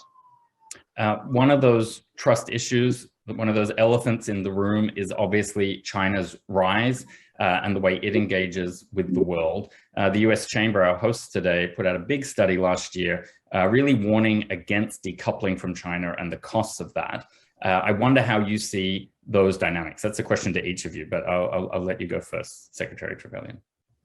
Thank you, Ryan. So, we have a very substantial bilateral trading relationship with China, and it's very good, and our businesses want to continue to grow that, and we support that. What we always want to make sure that we have is a framework of free and fair trade that works for both sides, and we want to continue to have an open and healthy Chinese trade and investment bilateral relationship. So we will continue to do that, and my department works obviously very closely with businesses. So if a market access barrier is something that we need to be looking at, it's Department of International Trade that will be doing the detailed work with that other party. So that's really important. But on areas like the questions of national security, freedom, and responsibility, there's some of the challenges that we see and that businesses are challenged with in terms of forced labour use.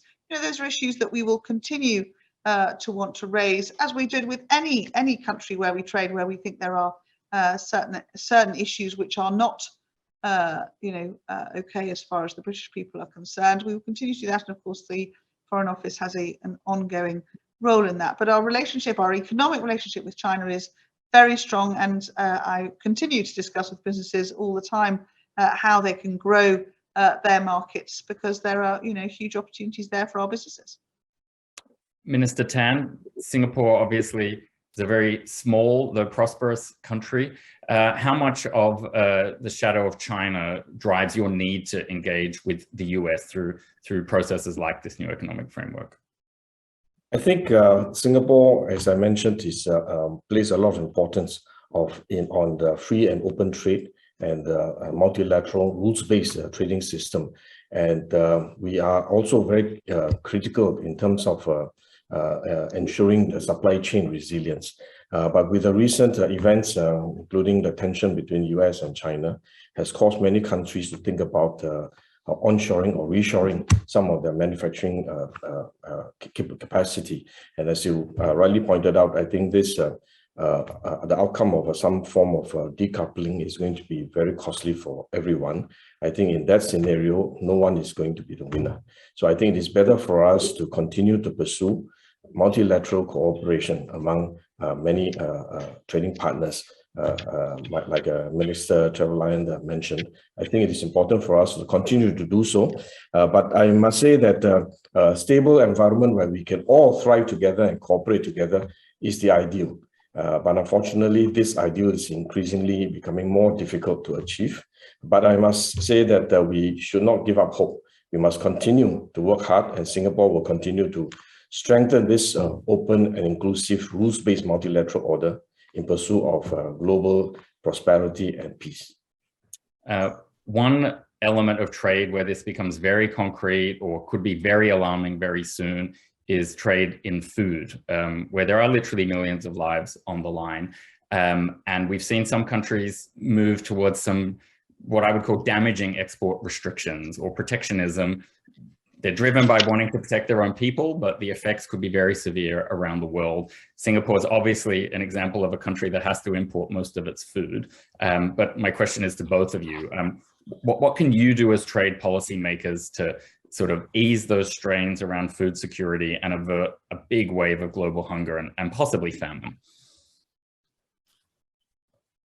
Well, maybe Minister Trevelyan would like to go ahead first. Thank you, Mr. Cam. So I think really importantly, the UK and the US are working very closely together to really support those open, predictable, rules-based agricultural trade routes to try and help mitigate some of the supply chain disruptions and make sure that we can restore global food security, which has been, very severely imperiled by Russia's illegal invasion of Ukraine. So we are working very closely together through the current crisis and, indeed wider issues that are therefore impacted across our agricultural supply chains as a result, to make sure that we are trying to build more resilient, more efficient and sustainable food systems, which will be more prepared against future shocks.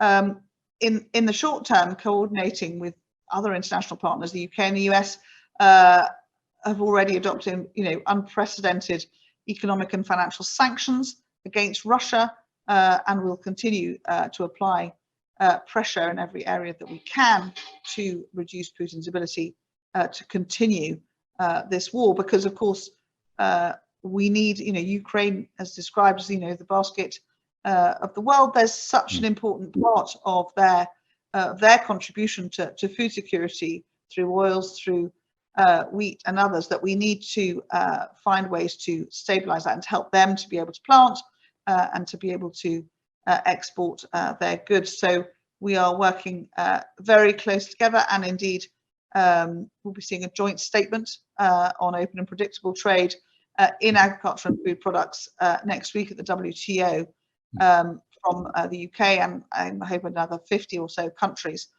to really set out how important those open and predictable agricultural markets are, and that trade is key to mitigating both the short and indeed the longer term challenges around food security. And we want to do more as we need to, and obviously as we come towards the MC12 in June, we will be, I'm sure, discussing how in a practical sense we can help both Ukraine maximize its food production, but how we can ensure that the world food security challenge is mitigated as best as possible. And is that practical discussion not shelved, but do we have to wait until June for that? I'm thinking practicalities around the port of Odessa, for example, where this situation is a great reminder that trucks can't replace what you can get out of ports if they're not functioning. Well, indeed, and the challenge is always, as you say, of shipping in different ways. Difficult. So there are ongoing discussions. A number of countries working closely with Ukraine to help them think about how we can help them manage their translogistics in the short term and indeed the medium term, because some of the damage to ports there. We'll have, long-term recovery programs once the war ends. So there are ongoing discussions now about that between, a coalition of the willing to support Ukraine. Thank you, Secretary. Minister, did you want to reply on the food question? Thank you. Maybe I just make a few quick points. Thanks, Ryan, for this question, because for Singapore, this is very close to our heart. As you mentioned, we import the majority of our food stock. So many years ago, we have started this on this journey of a supply chain resilience for our food supplies, as well as our medical supplies. I think we learned a very painful lesson during the pandemic that vaccines and medical supplies, including masks, were disrupted because of supply chain constraints. And therefore, we have put in place a lot of measures to ensure that our supply chain is resilient. This includes a diversification of sources of supply, so there were multiple sources, so that we are not dependent on any particular single source. And on top of that, it is also very critical to maintain a connectivity throughout pandemic, throughout crisis, even with the outbreak of the Ukraine war. It's important for us to maintain our connectivity with the rest of the world. During the pandemic, we have kept our ports, seaport and airports open throughout the pandemic to ensure that critical goods can continue to flow, including essential foodstuff. And I think Singapore will continue to play that role, not only to meet our own needs, but as well as to serve as a hub for the supply of foods in this region, as well as for the rest of the world. Secretary, I was struck by your phrase coalition of the willing around some of those issues, and it reminded me of how fragile the WTO is at the moment. I was wondering how much hope you have for substance coming out of that consensus-based system, or are we really going to need to some other system or platform where you don't need a 100% majority to get things done? So I think some of the challenges that the WTO has been facing have proved difficult to move on, but we look at the changing growth in economies over the last 20 years. The WTO needs to be fit for purpose and moving forwards to support all those countries who are trading, and the relationships beyond not beyond only goods to services and those wider questions, to make sure that it does what it says on the tin, which is to support free and fair trade and to support all countries who want to be part of that global trading activity. So I think there'll be a lot to discuss in June, and I think there is a very strong focus of wanting to make progress. How we do that in some of those intractable areas will be, and I think, sadly, the realities of seeing the war in Ukraine and, where one country has decided to, behave in the most outrageous and illegal fashion, and the disruption that causes will, I hope, bring everyone to the table to think about how we can work together to find solutions to these big challenges, because, at the end of the day, food security, fair trade, the opportunities for countries to grow and to see their economies become stronger and therefore be able to look after their citizens better is what it's about. So we want to make sure that we have those conversations. I'm sure it will be very frank. I've yet to find WTO meetings that aren't, either in plenary or indeed not, but that's really important, I think, really important, because more than ever, actually, we need, the WTO as an anchor for those values that are so important to the UK and to so many nations are able to be known to be reliable, and indeed the WTO will support countries that follow the right path. So I think it'll be a lively meeting, and I hope that actually, if there are any silver linings to the horrors that are going on in Ukraine, that it will afford the opportunity for us to look very honestly about what free and fair trade means in practice. Minister Tan, do you share that level of faith that the WTO is still useful? Absolutely. I think it is important for us to continue to preserve this multilateral rules-based trading system. We mustn't forget that the WTO has served us well for many decades in fostering trade and driving economic growth globally. And there are challenges, and the Ukraine war and the pandemic has indeed clouded outlook for MC12. But I'm hopeful that this MC12 meeting will give us an opportunity for us to think deeply, to engage with one another, to really contemplate how WTO needs to evolve to continue to be relevant, to remain as, on one hand, a consensus-based multilateral system, on the other hand, able to deliver results. I think we are exploring various possible modalities, various possible approaches, one of which is what we call the Joint Statement Initiative, which allows a group of coalition of willing, as you mentioned, to come together. Those who are ready and are prepared to move ahead, they can then introduce these initiatives.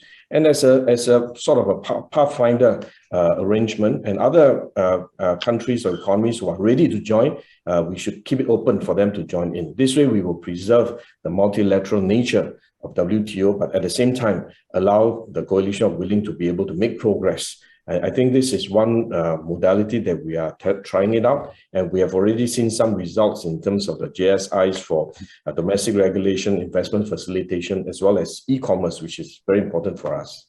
Great. We've got about a minute left. A couple of quick final questions to you, Secretary Trevelyan.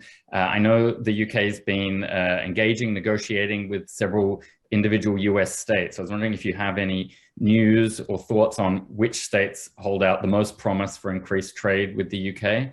And then I noticed we didn't hear about the Northern Ireland Protocol, the Brexit-related protocol, in the Queen's speech to Parliament today. So I was wondering if you can offer any assurances there about the UK government sticking to that policy.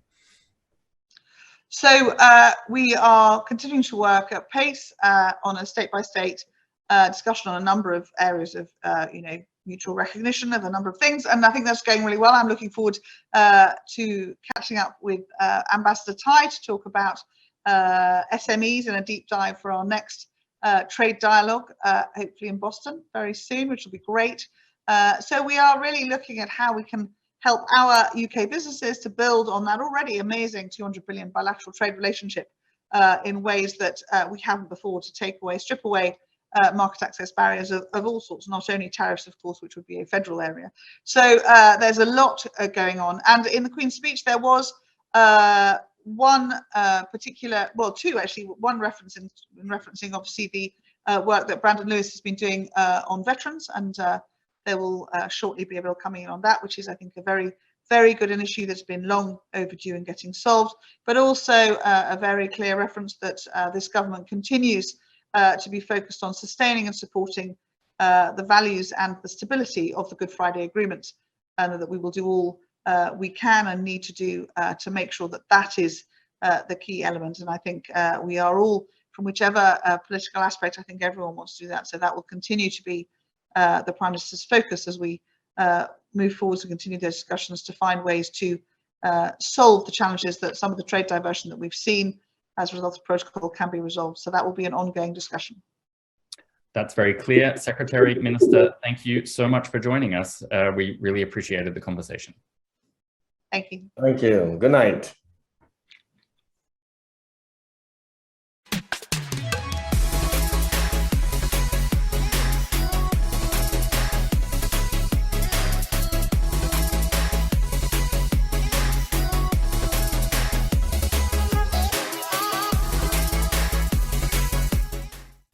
Hello, everyone. My name is Nisha Biswal, and I'm the Senior Vice President for International Strategy here at the U.S. Chamber of Commerce. It is my pleasure today to welcome David McLennan, the CEO of Cargill. You know, trade and economic headwinds that we see today are intense.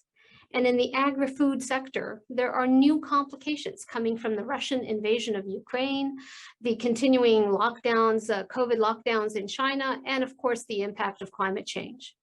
When it comes to tackling these challenges, Cargill is on the front lines. And Dave McLennan has been CEO of Cargill for nearly a decade. He has overseen Cargill's growth into both the largest privately held company in the United States and the world's largest agricultural company. Dave, thank you so much for joining us today. Hey, Nisha, it's a pleasure to be with you, and thanks for having me. Absolutely. Let's jump right in. You know, from the pandemic to geopolitical dynamics, the global food system has faced a significant amount of disruption in recent years. And now there's growing concern about a global food crisis. How concerned should we be, and what countries are you particularly worried about? Well, I think we should be concerned. And as you alluded to, if you think about the last couple of years, and particularly the last couple of months, it seems like a lot of things have all come to bear at the same time. It's the perfect storm doesn't seem the right way to describe it. It's kind of an imperfect storm. Coming out of COVID and the disruptions to the supply chains, all supply chains, but particularly food and ag. And then, of course, the geopolitical conflicts that have occurred in the last 3 months, Russia, Ukraine, which you alluded to, the lockdowns in China. You've got burgeoning inflation. We've had some droughts around the world, which have caused some food shortages and very tight stocks, tight supply and demand conditions. But hunger is very real. It always has been, but it's certainly, we're at a point in time where there's a lot of things that are playing into this, unlike ever before, and certainly unlike my career in business. I think areas of the world that are most vulnerable, where the people have suffered the most, their vulnerability will only be exacerbated by what we're seeing. And by that, I think about Eastern Africa, I think about countries in the Middle East, but certainly those countries that are, as I said, most vulnerable and have the least are the ones that will likely suffer the most as the potential for a growing food crisis emerges. Well, that's a sobering picture. Can you give our audience a better sense of the role that Cargill plays in the global food system and how you are tackling these challenges? Well, our statement of purpose, Nisha, is to nourish the world in a safe, responsible, and sustainable way. Our job is to get food from where it's produced to where it's needed, to where the consumers are, to where the hunger is. And it depends on a lot of different things, but we depend on our farmers, and that's where it all begins. And if the farming community around the world isn't healthy and sustainable, then the rest of the world can't be fed. So we take our responsibility of feeding the world that's going from, closing in on 8 billion people and certainly heading towards 10 billion people over the next 30 years. That's an awesome responsibility. It's an inspiring responsibility. And it's one that we wake up every day thinking about, okay, how do we get food from where it's produced from the agricultural regions of North America, South America, Australia, the breadbasket of Eastern Europe, the growing regions of the world, to the hungry regions of the world, not just the development countries, the developed countries, but the developing world in those countries that are most vulnerable.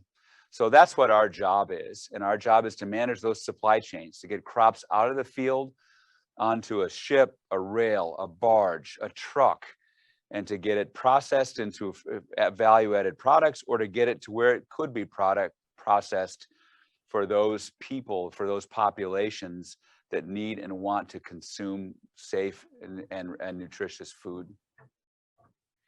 So it seems that agricultural supply chain is so critically important as we face growing risks of food insecurity.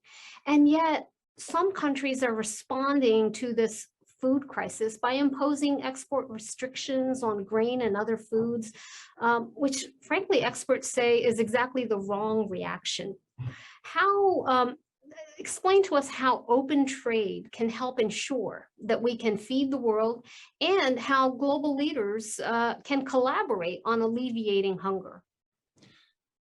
What you said is so true, Nisha, that, and I understand it's a natural reaction when governments want to close borders or make sure that their populations are fed. But the fact is, the world's food system is interconnected. And one of my concerns is that as we see geopolitics play out around the world, that we go away from the globalized food system that we all have taken decades to develop, and migrate more towards regionalism or nationalistic tendencies.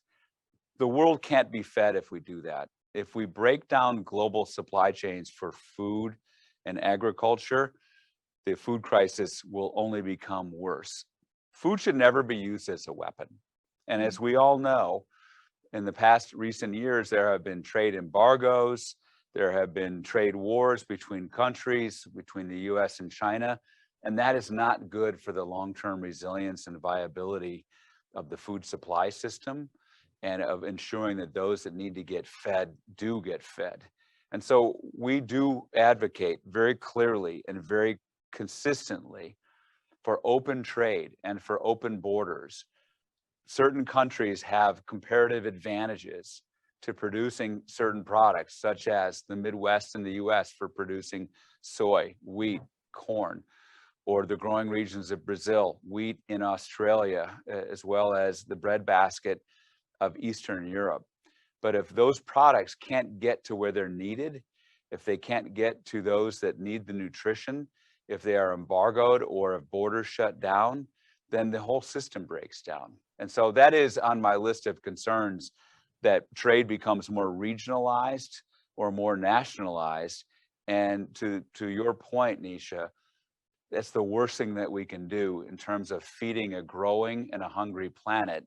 Is the worst thing we can do is close down trade as it relates to food. Well, thank you, Dave. I certainly agree that the global trading system is under duress right now, and we need to resolve these issues. Now, Cargill also brings a unique perspective on global food production from North America to Europe, but also South America, Asia, and Australia.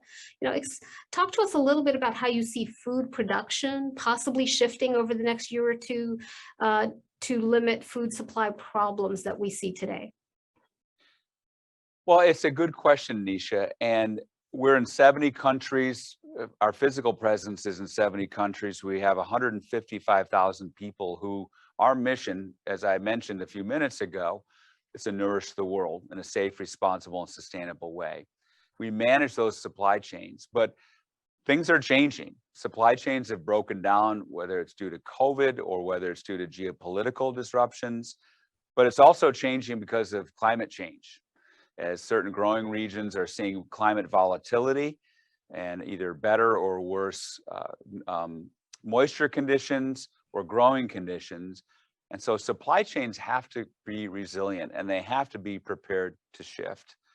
That's what has struck me the most in the last 2 years, since the outbreak of COVID in particular, is the resilience of the supply of the ag and food supply chains, but the resilience of the ag and food supply chain workers. That people who are in the ag and food supply chain take their responsibility, from farmers to people in the plants to people that are in the transportation system. They take their commitment to nourishing the world, to getting food to where it's needed, very, very seriously.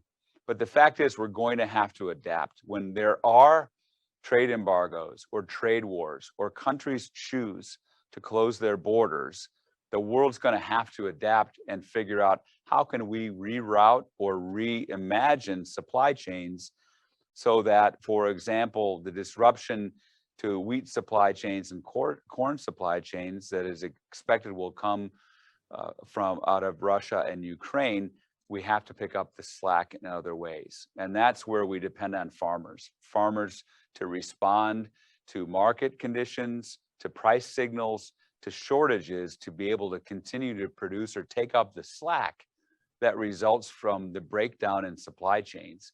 And that's where I think Cargill can help. And that's where I've been most struck and positively struck, is that we can figure it out.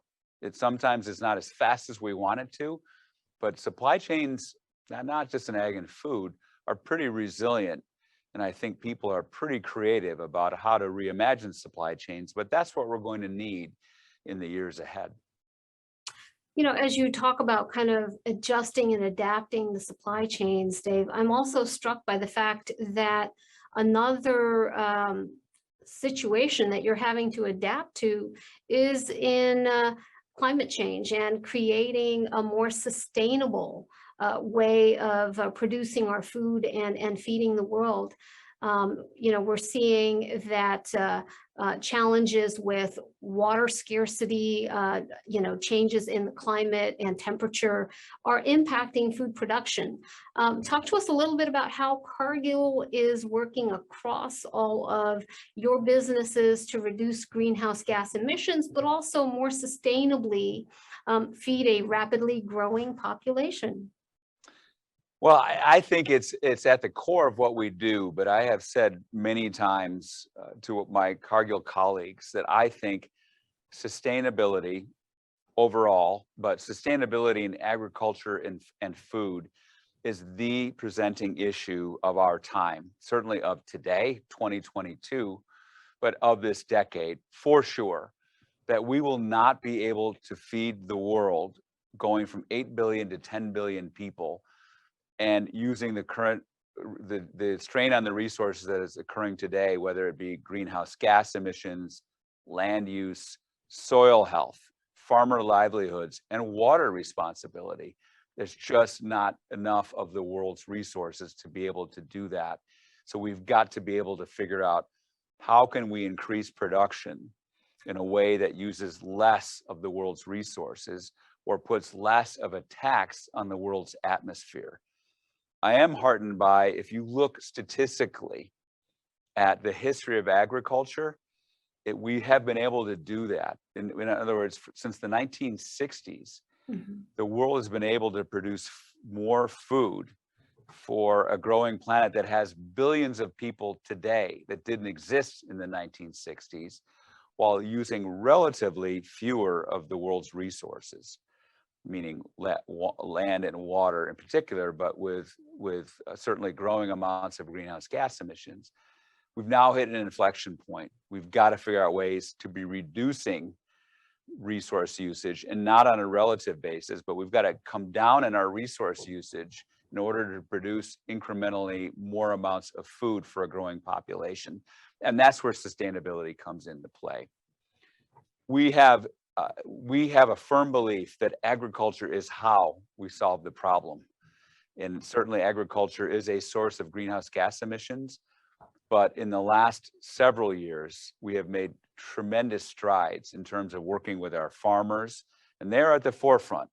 They are the ones that are custodians of this world's resources, the soil, the air, the water. We are focusing on regenerative ag and have signed up thousands of farmers and in partnerships to teach them regenerative agricultural practices.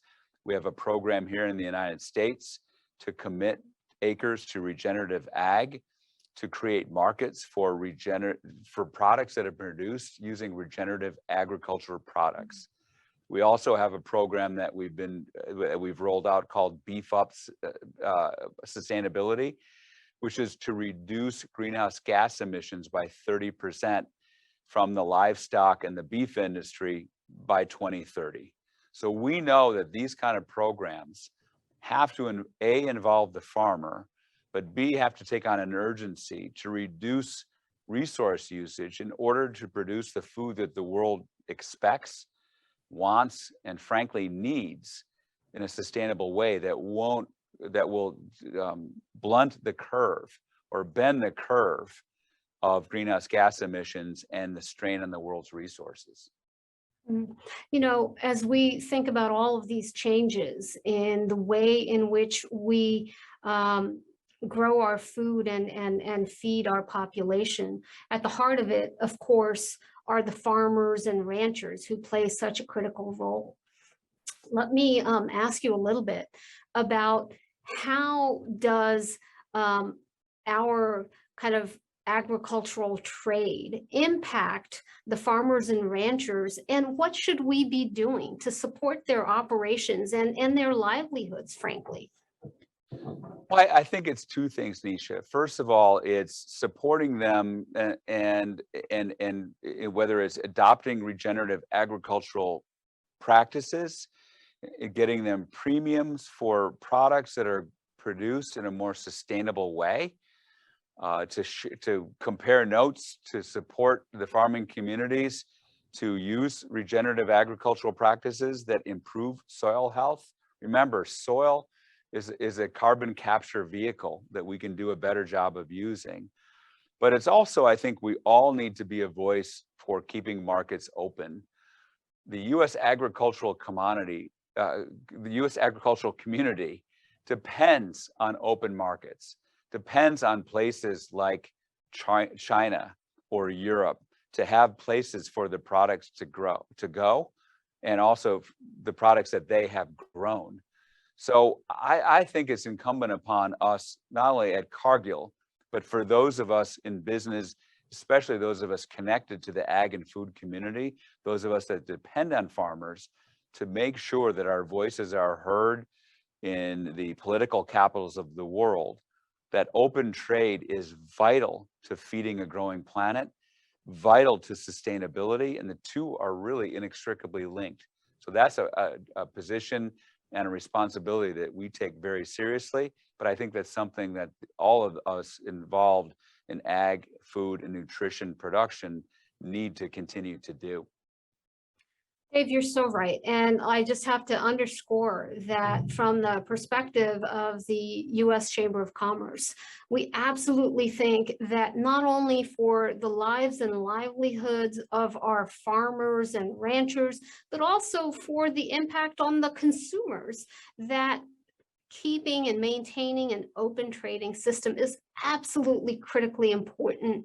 And it's important for the American economy and the global economy. So we are so committed to working with you and with all of our members in making sure that we continue to promote an open trading system.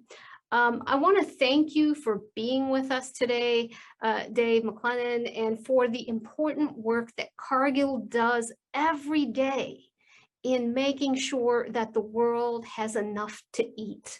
This is an important aspect of the global economy, and Cargill is such a critically important member of the chamber and of the global community. And so thank you so much for joining us today, and we look forward to working with you in the weeks and months ahead. Well, thanks, Nisha. The U.S. Chamber has been a wonderful partner, and as you alluded to, you help us get that message to the appropriate capitals of the world as far as keeping trade and borders open.